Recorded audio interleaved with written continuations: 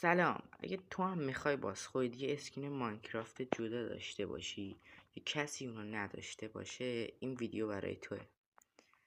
اول بیاید تو گوگل سرچ کنید ساخت اسکین ماینکرافت و دقیقا برنامه اولی که براتون میاره رو دانلود کنید.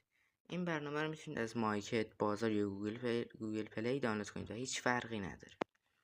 بعد از اینکه این برنامه رو دانلود کردید میتونید وارد برنامه شید و این برنامه به شما اجازه میده که یه اسکین 3D فقط مخصوص خودتون درست کنید. اینجا اول به شما یه مدل آزمایشی میده که میتونید با این قلم اینجا هر قسمتش که خواستید رنگ کنید و همه رنگ ها هم داره که میتونید از این قسمت انتخاب کنید. میتونید با سطح رنگ کاملی قسمتش جدا کنید و یه خوبی دیگه ای هم که داره، شما میتونید از این قسمت یه جورایی یه لباس برای اسکینتون درست کنید که در واقع جلوی اسکینتون میاد و یه حالت سه‌بعدی میشه.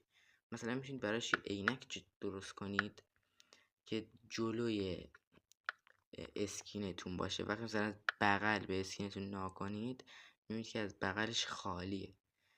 در واقع دو تیکه میشه اسکینتون، یه دونه اسکین جلویی، یه دونه اسکین عقبی و این قابلیت داره. و اگه هم نخواستید میتونید از این قسمت میتونید خودش اسکین های مختلف داره که میتونید انتخاب کنید. الان لود نشده.